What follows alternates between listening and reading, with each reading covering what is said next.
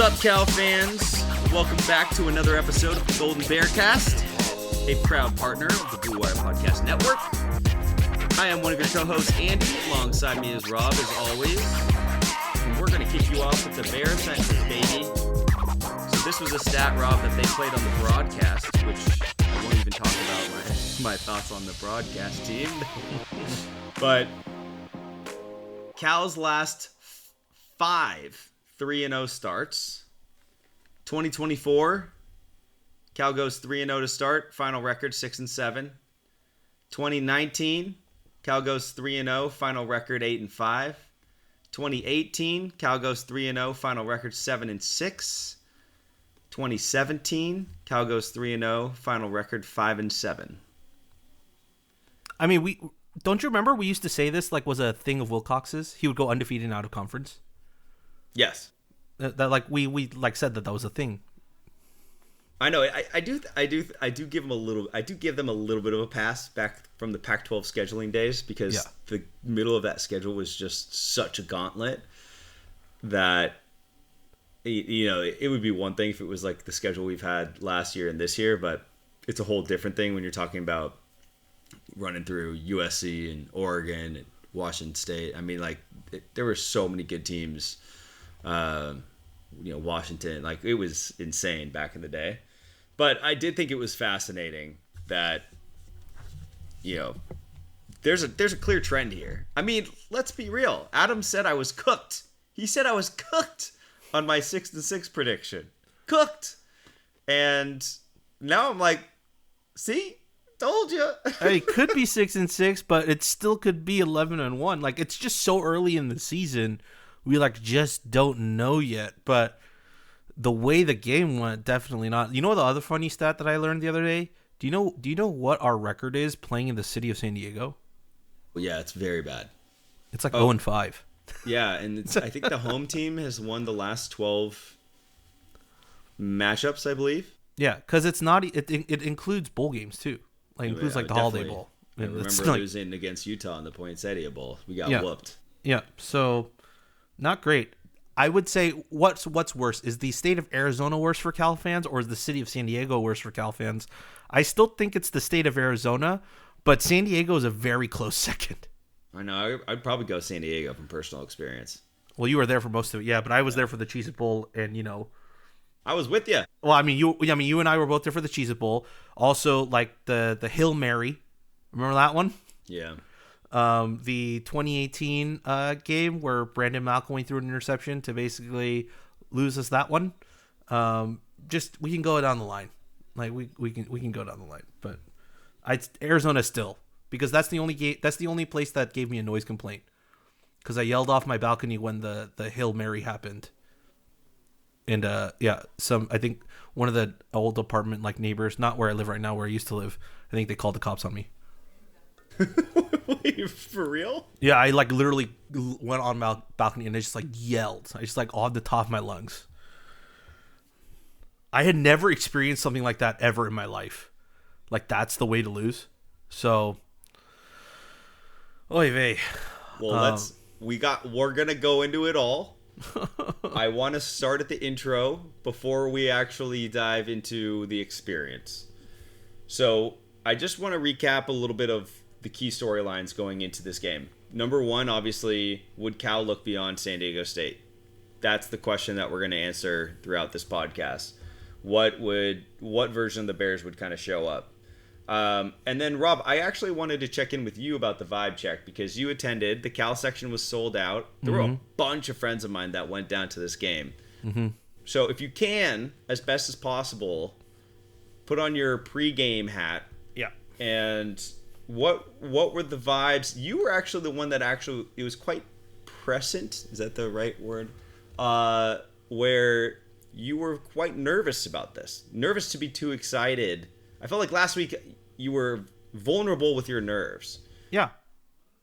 I mean, I told you last week, right? After the Minnesota game, I wasn't sure how to feel about the San Diego State game going into this. Not necessarily it being a trap game, but just what could possibly happen. But I mean, if you're asking me about the vibes before, it was great. Okay, San Diego was a little bit too hot for my liking. Nick, our buddy who hosted me and Ben and Nam, he was like, it rained all of Thursday, so it was definitely humid on Friday when I landed. But Saturday was great, Nam, Ben, and Nick and I just hung out at the house, went and got breakfast burritos, and hit the jacuzzi because he has a pool in the back, and we were just watching football on the iPad all day up until we had to leave for the tailgate. It was the chillest working game day I have ever been a part of. And we get there, it's on the grounds of the old Qualcomm Stadium, right? So I'm feeling a little bit of the emotions as a Chargers fan, just hallowed grounds for me. They haven't finished the parking lots yet and the roads into the parking lots. So like it's all gravel. So me and my dumbass with my like camera gear in a roller bag couldn't roll the bag because it's on gravel. And then they had the parking lot like semi cordoned off. So we had to walk around in a big circle to the other side of the place they had cordoned off. So basically think from going from, Underhill to like probably the law school, but you have to go around. There's no straight line. You got to go all the way around, and you got to walk on gravel to get to where the tailgate was. After that, tailgate was great. It was so much fun. A lot of people came through. It was a joint one with the Barons, so the Cal football players, their parents. It was a joint tailgate with them. Bree did an amazing job. Shout out to Bree. And they did a taco bar and everything. It was great. All the families were there. We're drinking Malort. Some dude came and kneeled before Nam and was like, it's the Pope, His Holiness. And kneeled before Nam. That was a moment. Our dear friend Ed Quinn was walking by and no one noticed, and so someone was like, hey, it's Ed Quinn. So I went up, I waved, he recognized it was me, came over, gave me a hug, we chatted for a little bit, and then of course we asked him if he had Malort yet. He had never had Malort. We told him the backstory of Malort, and then he took a shot of Malort, and his reaction was, this is delicious. What? That's how you know he's a good actor. That's exactly what he said.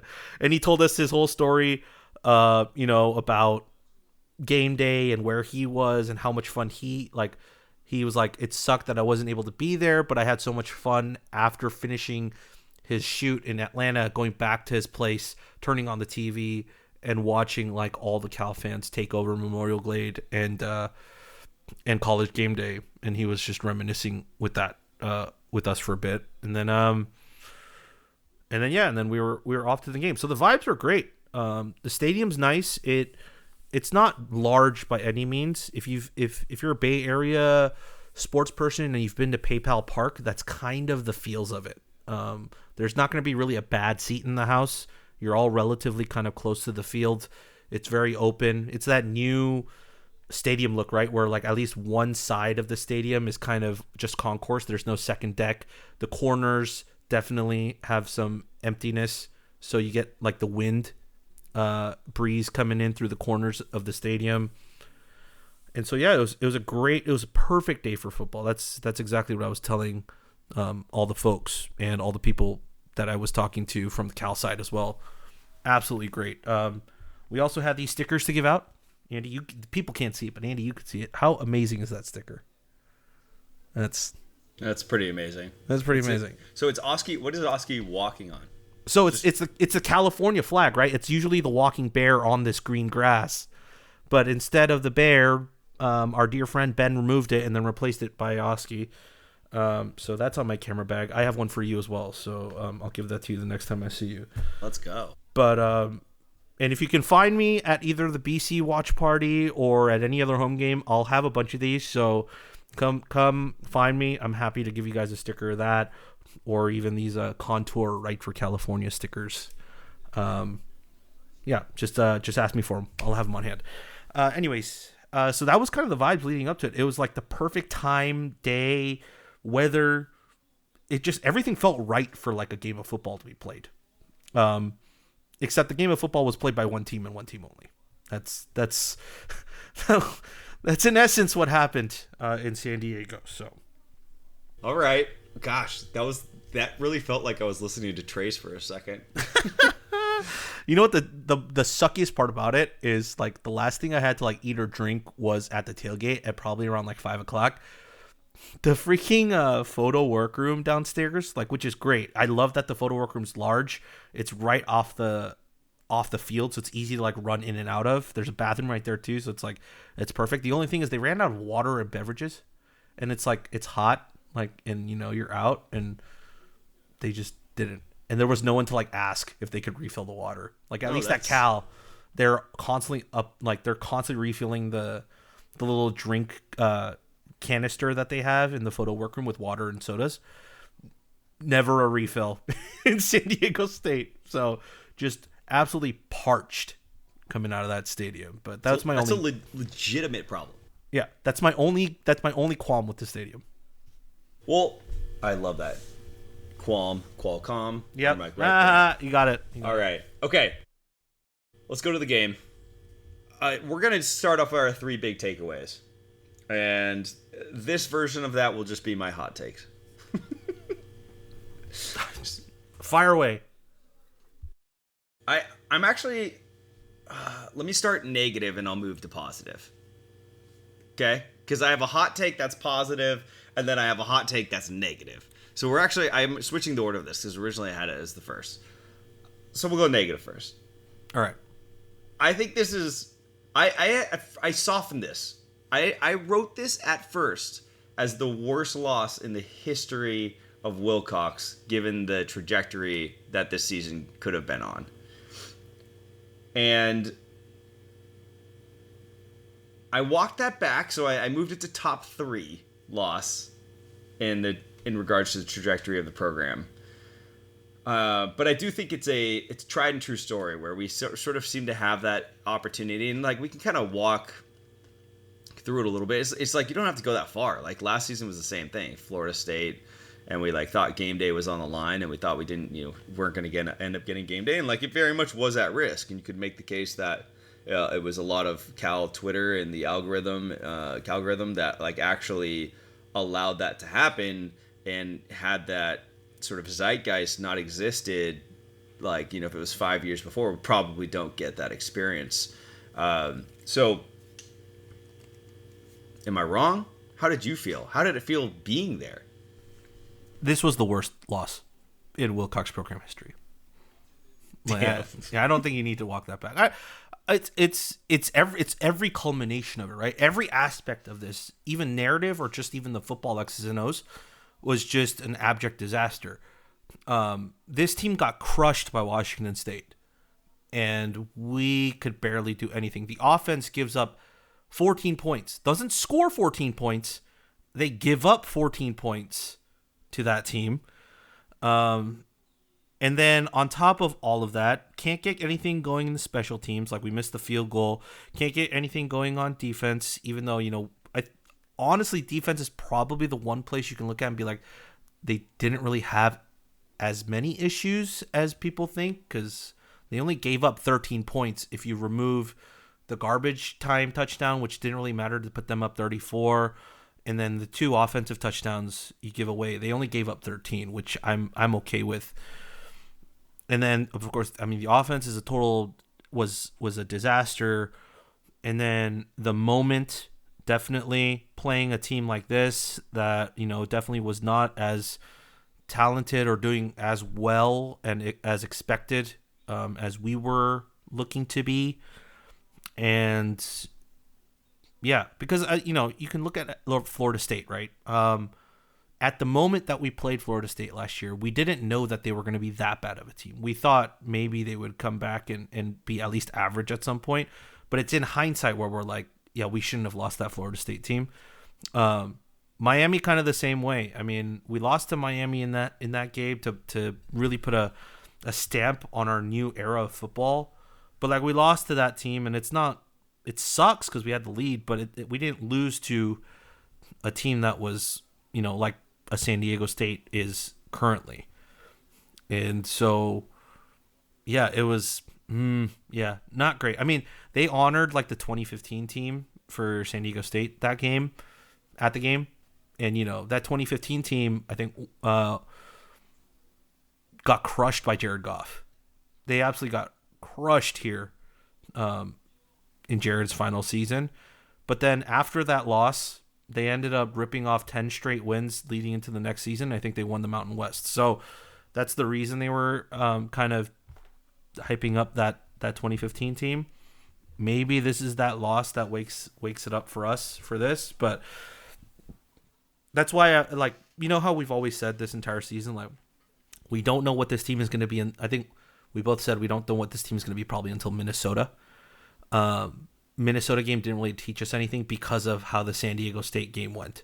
I think, honestly, the game that'll probably tell us is this Boston College game, and how we respond and show up to play after a showing like this.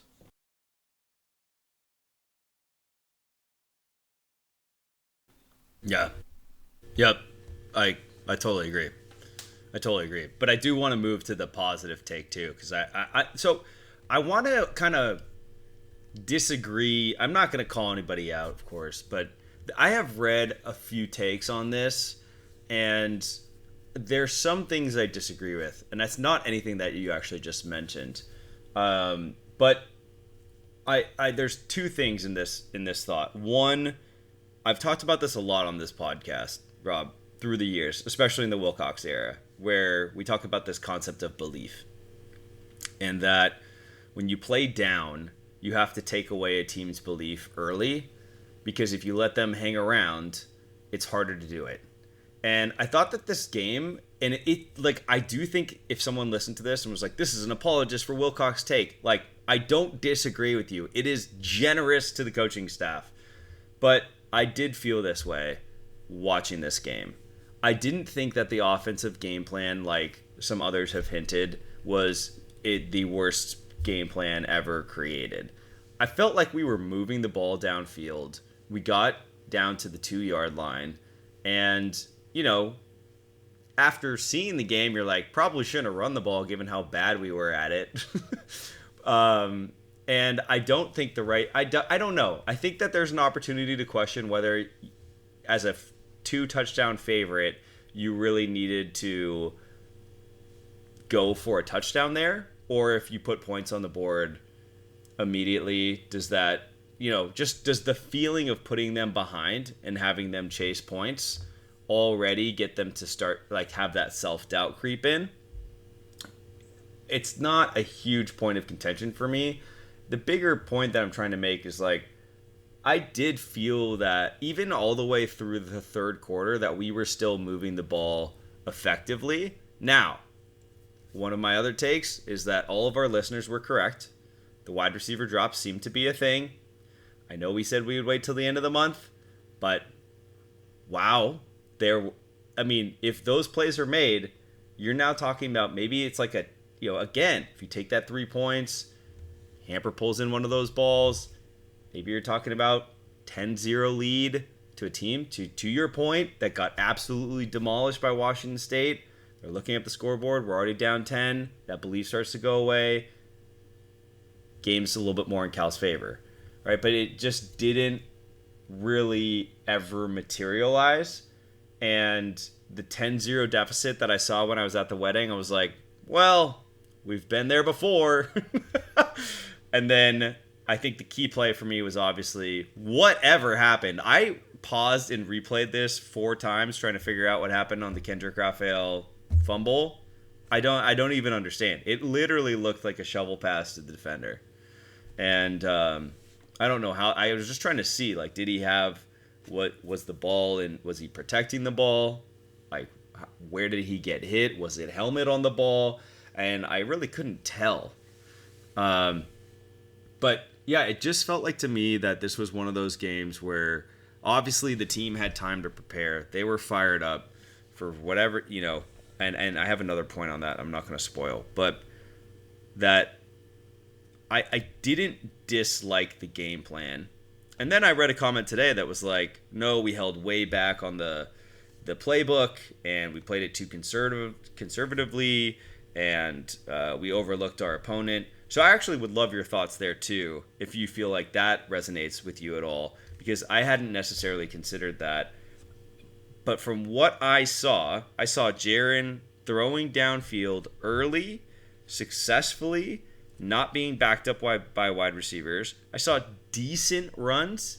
Decent. Not great. Good, not great. But like the ability to get 3 to 4 yards downfield. And I just saw a team that didn't execute when it mattered, which then created a belief. And then once that first touchdown happened, you started, and then you really started to feel a little bit more pressure come Cal's way. Oh, that's a lot to unpack. But I agree with pretty much everything you're saying, and there's a couple points I want to make. First thing on the issue of belief, I had a conversation with someone after the Texas Southern game, and they basically told me the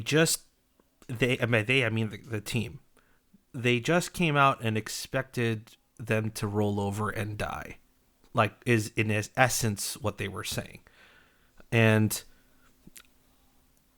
then he was like something to that extent. And so I was listening to that and I was going, you know what? Yeah, hopefully they learn from this and they don't make that mistake.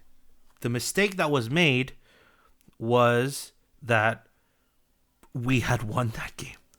I think the Texas Southern game was our rat poison to this. And so I'm gonna lead you on my train of thought, okay?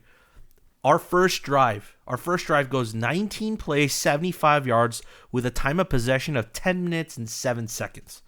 Okay? And we get down to their 2 and we turn over it on downs. So, and we were effective, getting all the way down there. Yeah. I understand why they didn't take the points. In hindsight, you probably should have taken the points, right? I get it in the moment. I think you're looking at that drive going, we did this on our first drive. We're going to be able to do this the rest of the game. And so that's why they decided to do that. But because of that, I think the mentality change happened on that Cal team. I think it was a bit of that. We played this way in Texas Southern, right? And then in the second half, the talent disparity started to show and we pulled away from them. And we ended up winning that game. I think we kind of expected that in the second half. I think we kind of expected our physicality and our difference in talent would start to showcase itself and we would pull away, except it never happened. Yep. And that's what led us to however the game went. Because even when the game was 20-0, we were one score away from being right back in it. Like that's how the game felt, at least when I was watching it from the field. Like 20-0, Jaren's running, like he throws that pass to Trond, and you're like, okay, if we score on this drive, we're right back in this thing, and momentum shifts all the way back. But then what happens? Was it the scoop and score? No, it was the pick six. It was the pick six, and then they're up 27-0, and that's when I knew the game was over. There was no coming back from that. But like. You get what I'm saying? Like, I think that was the rat poison that we took, was that Texas Southern game, and we didn't necessarily learn from that. If anything, that was more of an ego boost to be like, hey, we can rally back in any moment with a team like this because we're just stronger, bigger, faster, and more talented than they are. But you gave them, as you so aptly put it, you gave them too much belief. And they started to basically play above their, average level of play, and they took over.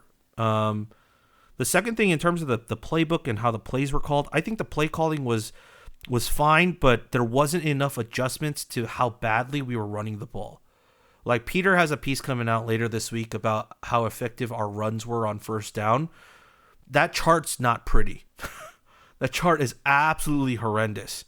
I urge everyone to read it once the piece comes out later this week, but I've gotten a little sneak peek at it. And so, remember what I was saying last week about how I hope we don't have to rely on Jaren's arm to open up this playbook. Because the whole thing was, we tried to run early, it's not effective, so we get Jaren to throw, and if he is effective throwing the ball, that's what opened up the run plays down the stretch. But that's way too much pressure. The entire offense is now built around Jaren's effectiveness to throw the ball deep early and often. And that's way too much pressure to be putting on a freshman quarterback out the gate. And so we need to find ways to generate good runs on first down, particularly early in the game. But we weren't able to do that. And then on top of that, Jaren's deep throwing in this game wasn't as effective as it was in prior games. Like, I texted a bunch of guys after. I was like, the worst part about this game is that everything compounded into like a bad game on all facets of the football. But on top of that, we had our Jaren true freshman game.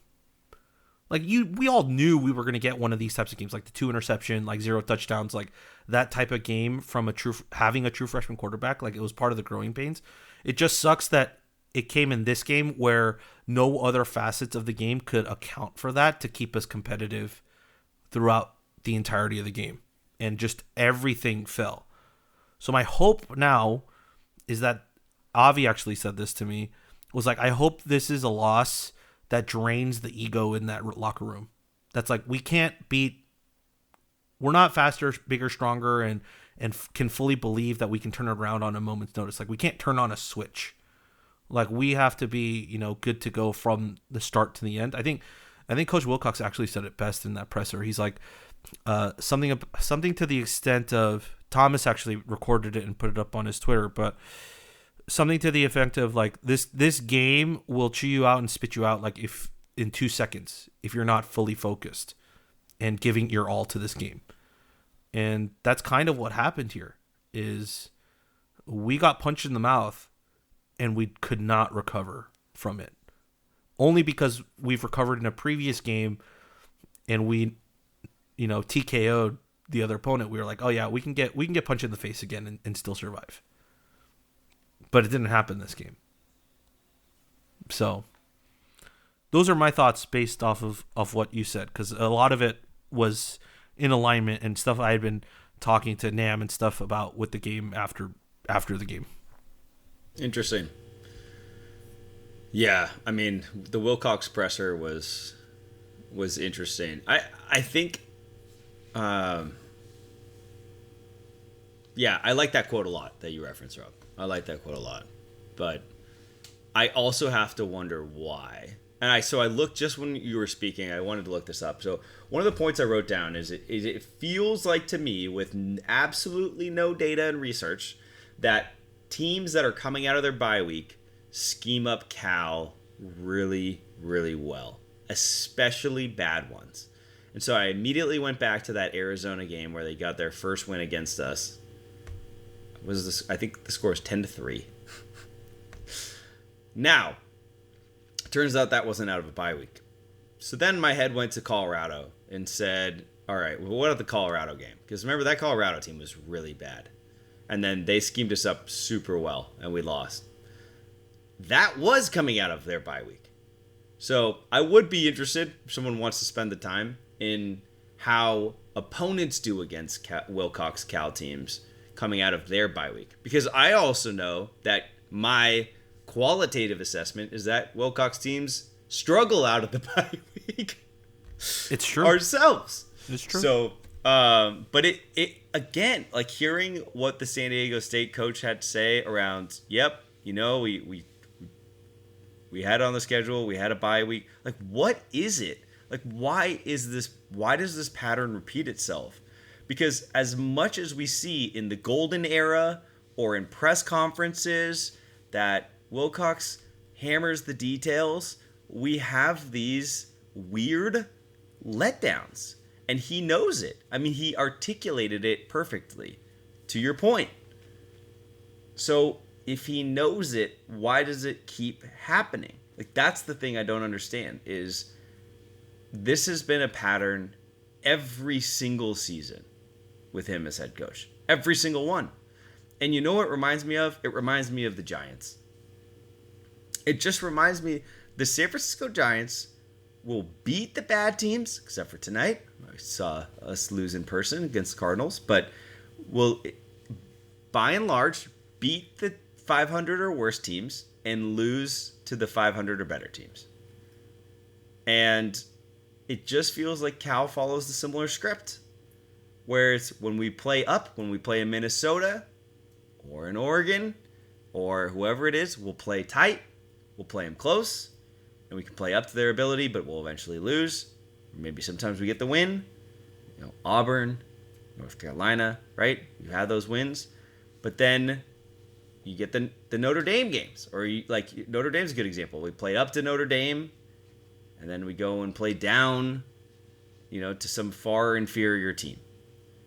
And I for the life of me, cannot understand, if we understand the details, if we practice well, all the questions that were asked, why it continues to happen. Even with entirely new offensive coaches. And again, I actually don't think the offensive game plan was that bad. Like, there were chunk plays that we were getting. I saw us move the ball downfield consistently. The turnovers that resulted in points absolutely killed. But I think that, I don't know. I just don't get it.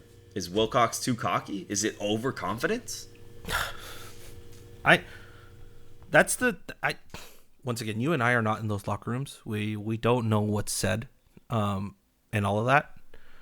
But like, it's weird because he's such a like a person of rhythm and habit. Like, he knows all of that goes into like how a program's run and how a team dictates. So like it's gonna be, if I were to put myself in his shoes, right?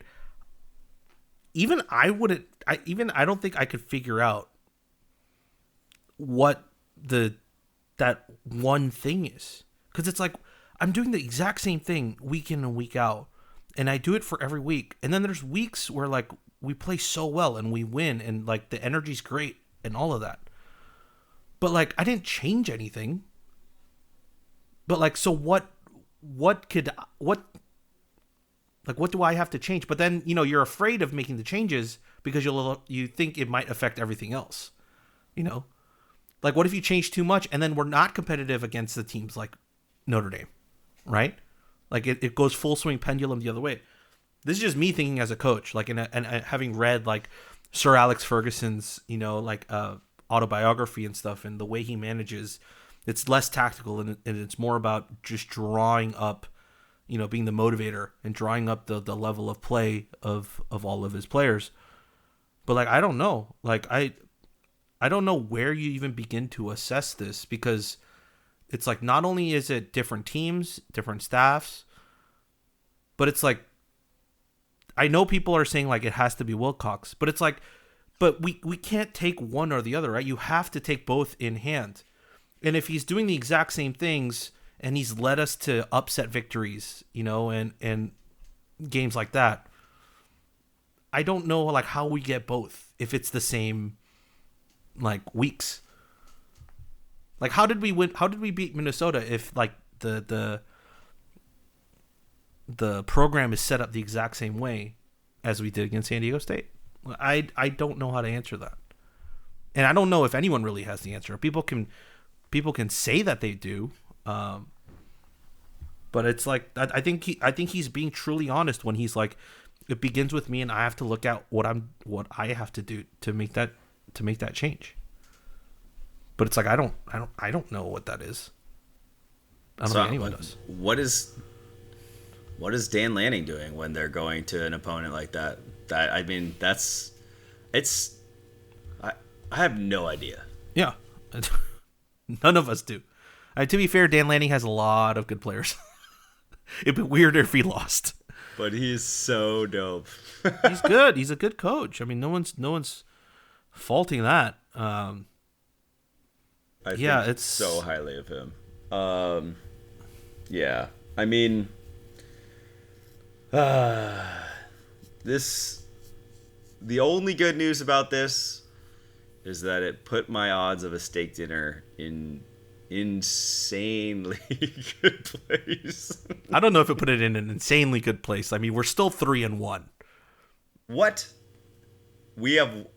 Okay, that's fair. That is fair. I mean, I'm just saying, just from a games and number standpoint, right? Like, we still have 8 more games to play, and there's no guarantee of how those games will go.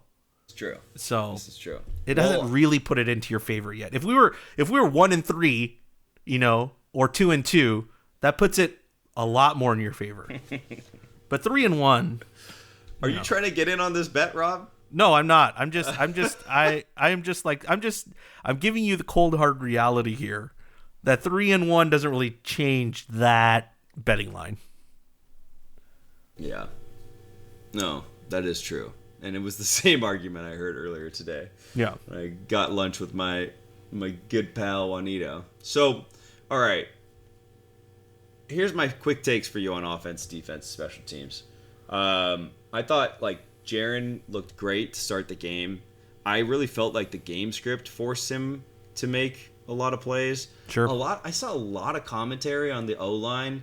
Some of it I actually thought was Jaren bailing on the pocket or rolling early, and then one-on-one guys kind of losing it. But I didn't see the O-line collectively as a whole fail the same way that I had seen with Mendoza or with Jake Plummer back there when our O-line was at its very worst. That's my sort of take there. Special teams, fine. We basically almost had a punt blocked. I thought there was one return that DeJesus said that was really good. Otherwise, it was sort of there was just really nothing there. Obviously, I don't think there's any field goals. And then, defensively,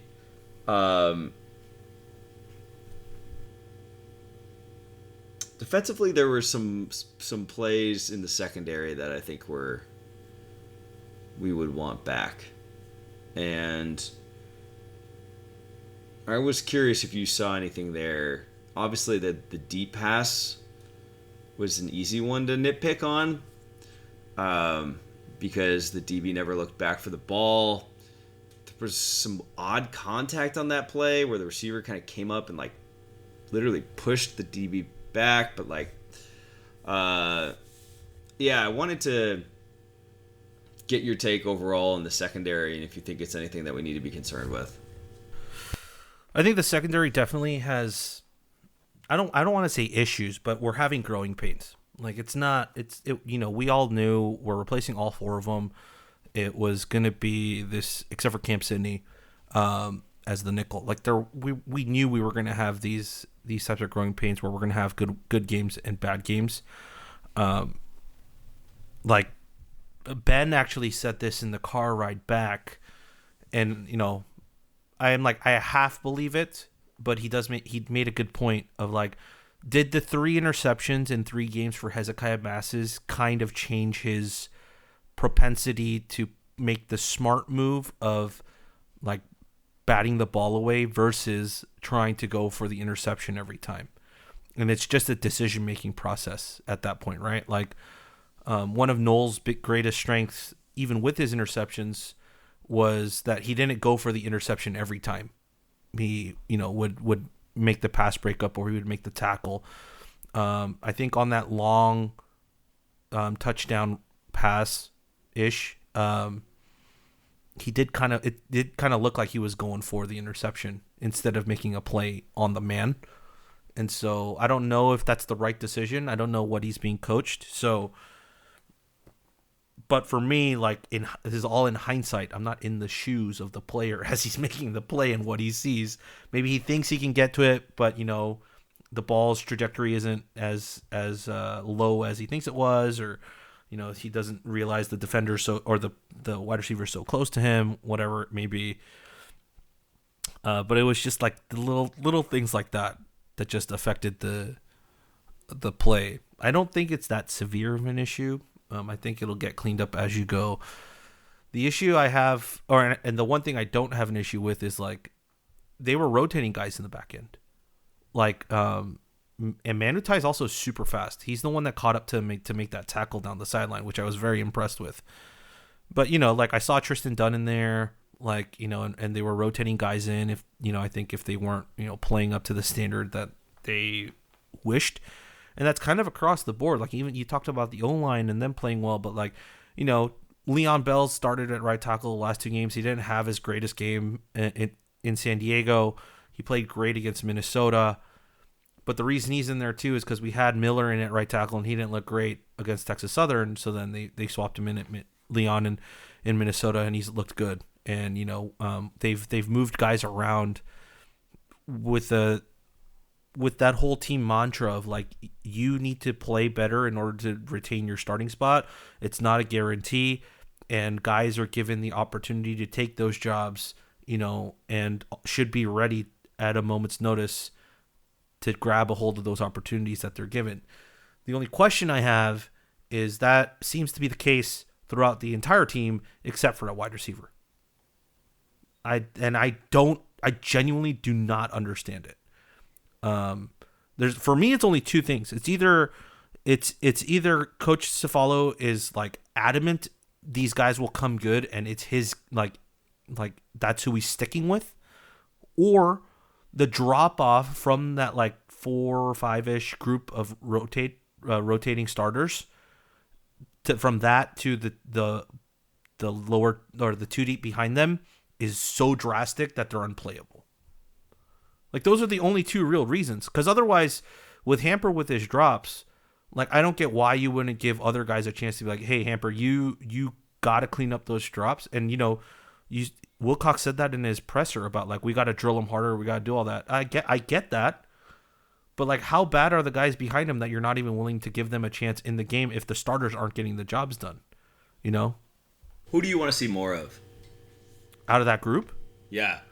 I mean, it's a little bit of a homer pick, but Trev definitely, at his size and his speed, I think on the outside would definitely help a little bit. All the other guys we brought in, Quaron Adams, we've barely seen.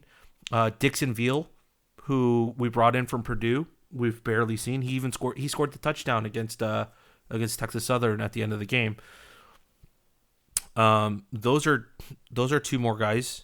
I know we've seen like Jordan King, and we've seen excuse me, Isaac Torres and some of these other guys, but like, it's still been such a tight rotation of like 4 or 5 guys at most, that we haven't seen the rest despite this. And like, that's what I'm kind of afraid of, is like, are you going to lose the room to locker room politics if you constantly go with these guys and everyone standing on the sidelines is like, he's made another drop, and you're still giving him the leash to go out there to make another play. Like, I get giving guys a second chance, but some of these guys should also be getting the opportunity to see, and just to even see if they're gamers, like if they're playable down the stretch. Like, we were down 27-0, like, we know, and then we also pulled Jaron, right? Then, like, why aren't we throwing in all these other guys to see if they can even get some playing time and then some snaps? Like, that's the one I don't get. Like, because if I remember correctly, Andy, correct me if I'm wrong, like, when Kendrick gave up that fumble, we basically didn't see him for the rest of the game. No, that was it. Yeah. Maybe I think that was it. Maybe 1 or 2 snaps, but yeah, I think that was it. So, we gave the other guys a shot from that room. Like, I just do not see why that same mantra isn't taken with the wide receivers. The Hamper drop on the outside pass, wide the bobble, open. The bobble one. Yeah. That was indescribable. Truly, and a huge play in the game. Huge, absolutely huge. When you were there in person, did it feel like the lines on the field were faded, or was that just me having an issue with the broadcast? They were definitely not like clear cut. I mean, it's grass, right? So I think as they play on it, it does get kicked up, and it gets wiped away a little bit. But yeah, it definitely, it's not as clear cut as like Memorial, just because Memorial's turf, so those colors aren't going away. Yeah. It's real grass, so it just gets faded as the game goes on. Interesting. Yeah, it was something for me watching it. I felt like it was difficult to see. Okay. Well, I had one question for you, since you're watching at home, or you're watching the the game, because I haven't been able to fully watch the game yet. I just watched the condensed highlights. But people were talking about, I believe they interviewed Ron at halftime, or something of that sort. And people were saying third quarter. Yeah, and people were saying he sounded very, very like upset and disappointed. Like, was that kind of the vibes you got from his interview, or are people just like listening it to the way they want to hear it? Good question. I did not. I felt like it's just a matter of they were raving. Look, I don't think it was the world's best broadcast team chilling on CBS that was handling this game. I think the broadcasters probably influenced it because they said that Ron wasn't as cheery as he was when they talked to him a few days ago. And I do think they have a big influence on how people interpret information. I thought Ron was fine. I don't think he was overly positive or optimistic on anything. I think he was looking, he basically just said, we got to play better right now. He's like, that's it. Everything else, he was talking about how excited he was for the opportunity to learn and what he's been helping. I mean, it was very similar from a dialogue perspective to what we talked about on the podcast. I just think he said, we got to play better. Like I don't think I think a lot of people ran with that to mean,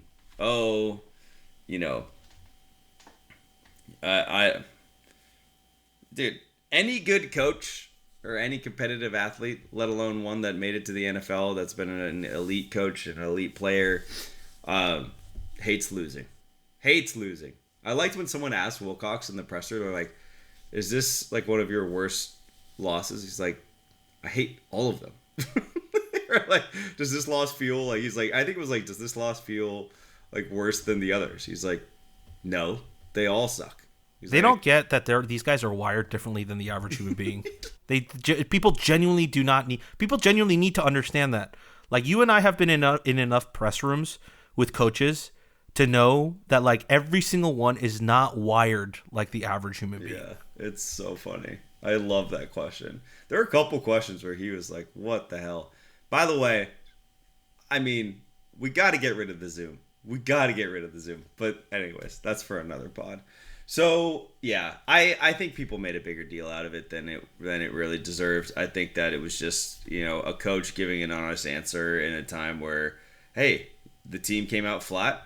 And, and again, I don't even know if I believe that. I think the team came out fine, and then we just didn't. To your point, maybe we got big-headed about it in the middle of the game. When I think about that first drive, I'm with you. Like, I didn't think they came out flat. I actually thought they came out firing. And they just weren't able to capitalize, and then had some really costly mistakes over the time that made this sort of gap insurmountable to come back. But it's a way longer answer than I anticipated. No, that's kind of what I wanted, but I just wanted to hear another person's thoughts, not the angry tweeters after a blowout loss. I can't even imagine what Golden Tweets, might as well call it the fiery tweets. I'm looking forward to those. But yeah, I think we can move beyond this game, unless is there anything else you want to dive into, San Diego State wise? Not really. I think overall it was, I mean, as a trip standpoint, I think it was great. It sucks that we took the loss, but had a great time, as we talked about, with all the people that we met and got to hang out in beautiful San Diego. And that stadium's nice. It's really nice. It's new, so it's great. But the last thing I'll say from my experience at the game, I was so bored because there was nothing happening in the game. Like, it was just at least from a Cal standpoint, because I usually sit in the end zone that Cal is attacking, so I can see the players' faces. But like, the ball just never came in that direction. It would just just sputtered around the 40 and 50 yard line. Just never came down other than that first drive. So I was like, after that first drive, I was like, holy shit! Like, I got to go back to the the room and like be charging my batteries constantly because I feel like we're just gonna be constantly coming down the field on drives. And then after that first one, it never happened. That was it. That was it. So yeah, but yeah, we can move on. Okay. Well, let's look ahead. ACC standings and bowl implications. Here's my bright side. ACC standings, 0 impact. Yep. Bowl implications, probably a healthy dose of let's stop talking about the college football playoff. Yep. Let's stop talking about the Heisman, and let's get back to, hey, let's win 9 games. Let's win 8 games, right? Like, That's actually feels better than where we crescendoed to last week, at least from my perspective. What about you? I think you're right. I still think that this team is good enough to make a bowl game. So like I'm not saying the floor is 6 wins, but we should exceed 6 wins pretty handily. And if we don't do that, then that's where the disappointment comes into play. But the more I think once we got home after the San Diego State game, Ben's great. I love Ben. And he goes, "All right, I'm over it. I'm over the loss." And then he looks at me and he goes, "Hey man, Notre Dame still made it after they lost to Northern Illinois." So I'm right back in it. He's like half joking about it, but like I think what he was trying to say is like a one loss doesn't derail an entire season, and I think that's the mentality we should bring. Yes, this loss sucks because of the expectations of what we thought this team could be, but in terms of the season as a whole, this season isn't a lost season just because we lost game 4. Now, what happens in the next 2 to 3 games will probably determine what happens the rest of the way. But this particular game and this particular loss does not derail the whole season. I think if we do what we have done in seasons past, where if we roll and lose Boston College, lose at home to whatever this Duke team is, and lose UNC, I mean, that would put us at 3-4. I think you're looking at just that's a disaster class. Like that's pitchforks, that's barbarians at the gates, like that's what I predicted. Which is terrible. I don't want to be there. I do not want to be there. I predicted 4-0 to 4-4. Andy would be the guy standing on the soapbox yelling like "I told you so," but at the same time like has a t-shirt that says "I don't want to be here." Like that's exactly what he would be doing. He would be an oxymoron of himself. I cannot deny that. All right. I'm ready to put this one in the books. I did have a question for you. I saw Cam Sidney got hurt. It looked like he came in the game late. I mean, I know Wilcox doesn't talk about injuries, but I didn't know if you saw anything else. We've actually been remarkably healthy. Yeah, I have pictures of him at the end of the game. I think he's perfectly fine. I think we're good. All right. Well, it's time to let this one go. Sounds like you did a good job of doing that this weekend. San Diego is an easy place to. A good burrito will help you get over it real fast. Oh yeah. But pretty much. I mean, but what a time to be alive. I know. On to Boston College. Some folks are making the trip out there. Avi's going to be there. Nam's going to be there. Our writer Peter's going to be there. And so, yeah, and I think I'm going to be at Headlands watching the game. Andy, are you joining me? I know you have a concert to go to that day too. I know. The game's at 12:30 Pacific, right? Yeah. Yeah. It might be a little bit tough, but who knows? Maybe I'll make my way on out with Eva for like the first half or something. Yeah, I mean 12:30. I think that's what Ben's trying to do. He's trying to bring his daughter to Berkeley, so maybe we got 2 daughters to hang out at Headlands. There you go. You have friends. Everyone's making new friends. We got toddlers. We got stickers. We got beer. We got outdoors in the sunshine. I think it's gonna be a fun time. It'll be great. It's time to. I know some of the guys made it on TV too. Like I don't know if you saw it, but like Terrence and Nick and Amber made it on TV because there was that kid holding the sign that said, "This is my first Cal game," while he's wearing a Pitt T-shirt. Yeah, that was wild. You see Nick and Amber and Terrence like literally over the kid's shoulder. No way. He's right okay, there. I was looking for y'all the whole time. I saw that kid. I was like, why is he wearing a pit t-shirt? He came to our tailgate too. I don't know whose kid that is, but I think that was like the only blue and gold thing they had, which is like hilarious at the same time adorable. But yeah, that was a moment. That was a moment for sure. Just incredible scenes. San Diego.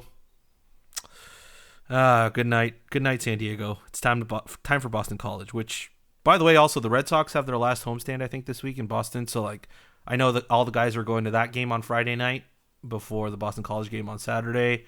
They're gonna have a great time at Fenway. It's gonna be a fun time if you're in Boston. That's awesome. Yeah, that's a great experience. But for the rest of us, we get to watch it here in Berkeley. If you're in the area, come join us. There's a couple of watch parties happening. This is where I'll close out. Got the watch party at Headlands on campus. If you're in the East Bay or want to come all the way to Berkeley, come join us there. We'll be there. Back patio's great. The sun will be out, and it'll be a grand old time.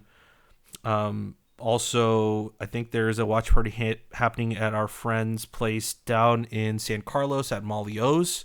If you're there, if you're closer to there, go check that out. Great Irish pub, great food, and I believe he has Malort on hand now, so you can get your shots of Malort in there. Don't quote me on that; I might be wrong, but I know he was trying at one point. So, but that's it for this podcast. We got Boston College up next, and then it's homecoming at Duke. So. Get all your written stuff over at RightForCalifornia.com. You can listen to this podcast on all of your podcast listening services.